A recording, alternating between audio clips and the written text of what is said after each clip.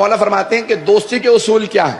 مولا فرماتے ہیں دوستی میں کبھی بھی اتنے آگے نہ بڑھ جانا کہ اگر کل ناچاکی ہو جائے، دشمنی پڑ جائے تو تمہیں شرمندگی ہو۔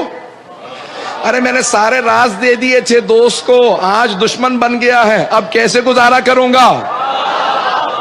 پھر مولا فرماتے ہیں دشمنی میں بھی اتنے آگے نہ بڑھنا کہ کل جب دوستی ہو جائے تو تمہیں شرمندگی ہو کہ ارے میں تو اتنا گر گیا تھا، کس منہ سے ملوں گا؟ تو پتہ چلا کہ دین حق کے ماننے والے دوستی کے بھی آداب کے تابع ہوتے ہیں اور دشمنی کے بھی آداب و اخلاق کے تابع ہوتے ہیں۔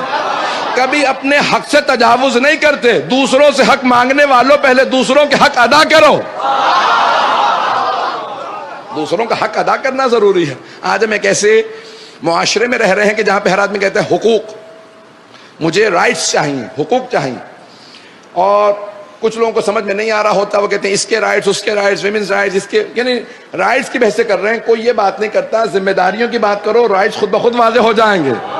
نہیں پہنچا سکا اس بات کو۔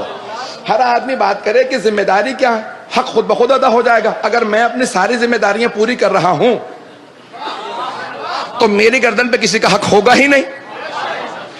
اگر میں کہتا رہوں اب میں بیٹا ہوں، میرے والدین نے میرے حق ادا نہیں کیے، ارے میں نے اپنا فریضہ اگر ادا کر دیا ہوگا تو خود بخود میرے حق ادا ہونے لگیں گے۔ پتہ نہیں لوگ ہیں یا نہیں ہیں۔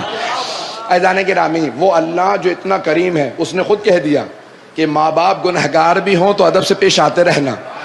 اور آج کل زیادہ مظلوم باپ ہو گیا۔ ہمارے بہت سے بچے ماں سے متعلق اتنا زیادہ ہم نے پڑھ دیا ہے کہ ماں کو تو پھر بھی حقوق دے رہے ہیں، باپ کو سمجھتے جیسے کوئی پتہ نہیں محلے کا آدمی ہے، جو مرضی کہہ لیں۔